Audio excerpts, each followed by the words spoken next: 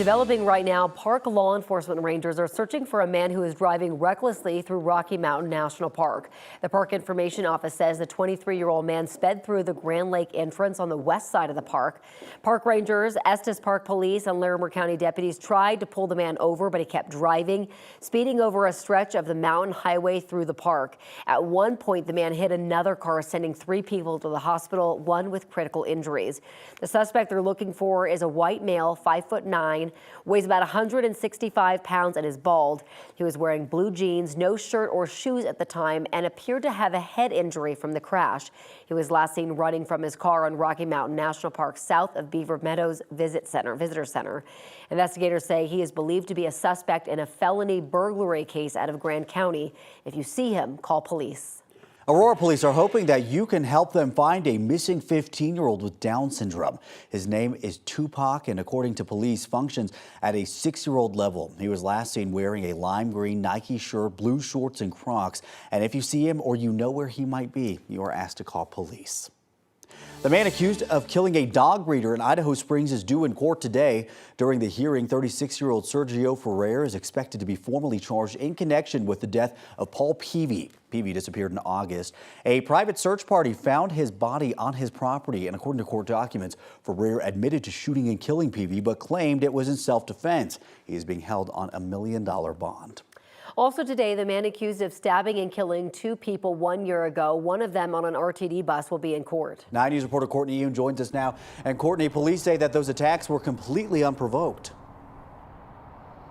Yeah, that's right. Good morning, Jordan and Corey. Police say he got on an RTD bus, walked to the back, and then out of nowhere started stabbing a man in the neck. That victim later died at the hospital. Investigators say Vincenzo Moscoso then calmly exited the back door of the bus. The passenger killed was 51-year-old Fidel Sanchez Banuelos. About 5 hours later, and 2 miles away near the Regis University campus, police received a 911 call about a woman who had been stabbed.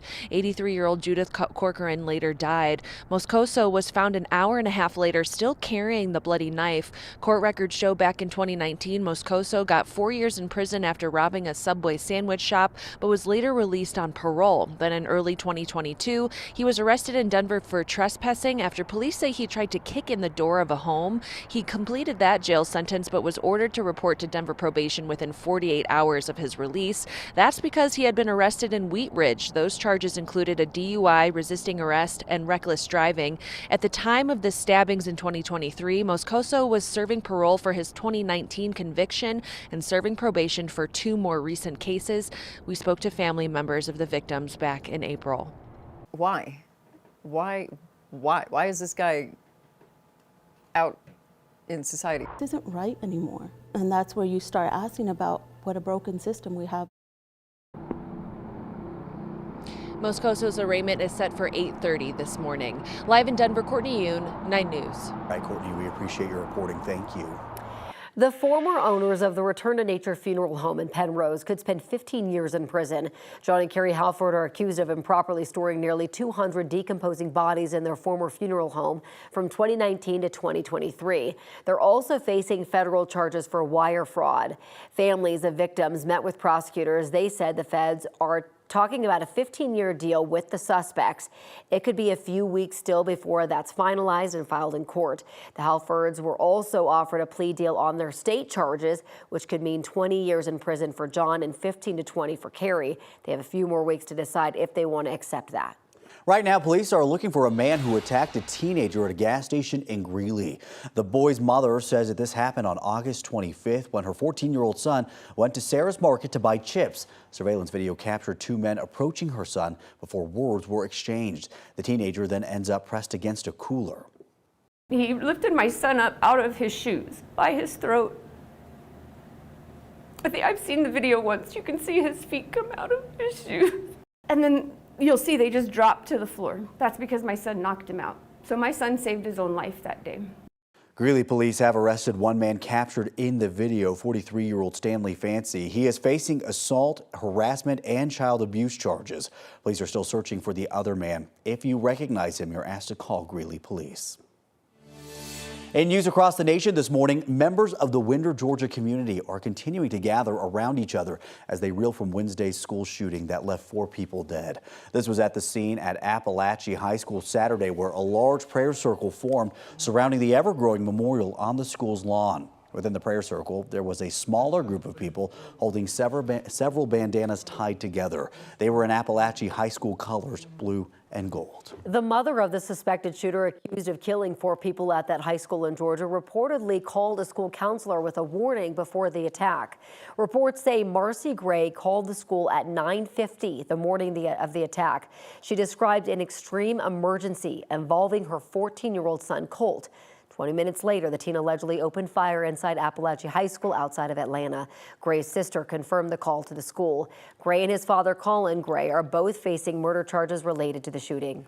Turning to the race for the White House now, it is a tight race between Vice President Kamala Harris and former President Donald Trump ahead of Tuesday's big presidential debate. A new CNN poll has Harris with an average of 49% support, while Trump has 47%.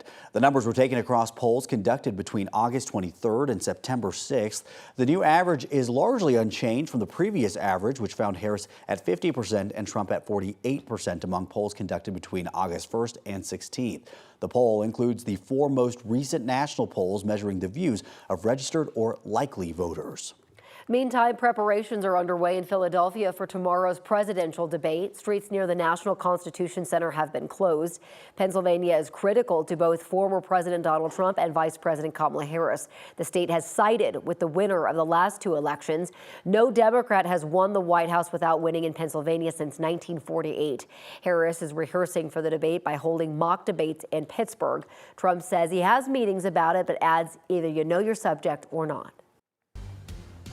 And one thing to know about your weather today, we're in store for another day of sunshine and unseasonably warm temperatures. We're looking at highs reaching the low 90s across much of the plains. Once again, 91 degrees, your forecast high here in the Denver metro area, 93 in Greeley, a little bit cooler, 89 in Fort Collins. We're looking at 70s up in the mountains. Keely, thank you so much. Right now, we are seeing a lot of slowdown, especially if you're taking I-70 heading westbound, heading into I-270. This is where we're seeing major delays at the moment. No crashes to report, just a lot of slowdown. So that's going to be a 6-minute drive taking I-270. Speed times right now are slowing down to 39 miles per hour. Brianna, thank you. Right now, we're a month into Colorado's new lane filtering law, and CSP said people still have a lot of questions about how it all works. So here are the basics again. Lane filtering can only happen when cars are stopped at a red light or in traffic. Motorcycles can legally pass cars on the left at 15 miles per hour. They can't swerve into other lanes.